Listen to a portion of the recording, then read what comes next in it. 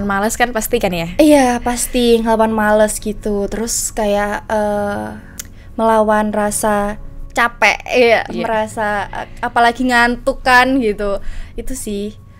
Tapi kalau yang lain sih oke-oke aja sih, kecuali itu males, ngantuk, capek gitu. Karena kalau udah males, ngantuk, capek tuh kayak udah nggak mood belajar gitu. Jadinya gimana sih buat ngembaliin mood belajar? Gimana sih biar nggak capek gitu? Gimana sih biar nggak ngantuk gitu sih? Terus apa nih Kak tips biar bisa melawan rasa itu? Untuk tips sendiri cukup simple sih kalau aku sih. Kayak pertama adalah tidur cukup. Kayak aku tuh nggak menganut begadang gitu. Jadi nggak begadang, nggak menganut begadang. Jadi jam 10, jam 11 itu udah maksimal untuk udah jam-jam tidur gitu loh. Terus yang karena aku suka nyemil, jadinya itu mesti harus ada cemilan gitu loh. Kayak belajar tuh nyemil gitu sih. Terus kalau capek ya itu harus tidur. Pokoknya tidur satu hari itu harus ada jam tidur gitu.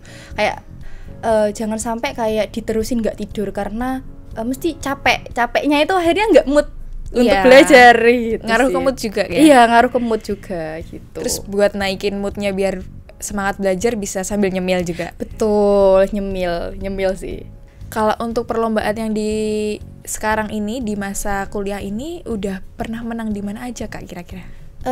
Kemarin menangnya itu Kak, yang ada dari Universitas Sriwijaya, Mula Warman, sama dari Universitas Muhammadiyah Surakarta, itu yang menang gitu.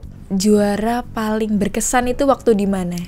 Untuk juara yang paling berkesan itu kemarin bulan November itu di Universitas Muhammadiyah Surakarta, karena itu tema yang diberikan itu cukup susah. Karena kan aku masih semester 3 ya Kak, kebetulan. Dan untuk tema yang CKD atau chronic kidney injury itu belum sampai aku pelajari di semester 3 ini. Karena di farmakologi belum ada, dan kebetulan farmakoterapi kan belum dapet karena farmakoterapi ada di semester atas, semester 5 gitu.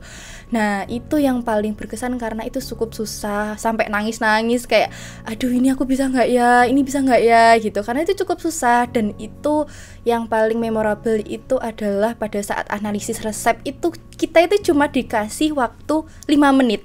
5 menit itu kita baca 2 lembar soal. 2 lembar soal itu dari data lab pasien, obat apa yang sebelumnya pasien berikan, obat yang dokter berikan itu apa aja, dan itu kita itu nggak sampai nyari ini masalahnya di mana gitu. Jadi kita harus putar otak nih. Aduh, ini tadi salahnya itu di mana ya? Ada salah nggak sih gitu. Terus cuma dikasih 5 menit, dan 5 menit itu kayak cukup pendek ya, kayak baca awalnya udah selesai karena itu cukup banyak sekali data lab pasien gitu. Terus akhirnya pas itu konselingnya 15 menit kan, dan itu jurinya itu cukup kritis banget. Jurinya cukup kritis banget di situ. Dan setelah konseling dikasih pertanyaan juga sama jurinya gitu. Dan itu first time untuk konseling ditonton panitia lomba. Terus ada juga finalis yang semifinalis yang nggak ikut final.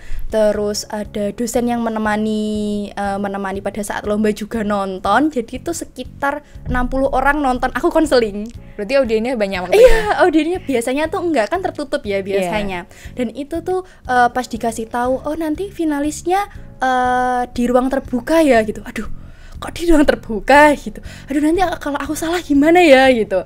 Terus di situ tuh pada saat masuk ruang gitu. Wah, itu audien 60 orang itu menatap itu kayak wah, gila sih ini deg-degan gitu. Ya? Iya, deg-degan banget, nervous banget. Itu keringat dingin udah keluar gitu. Sambil ngehafalin gak kayak gitu?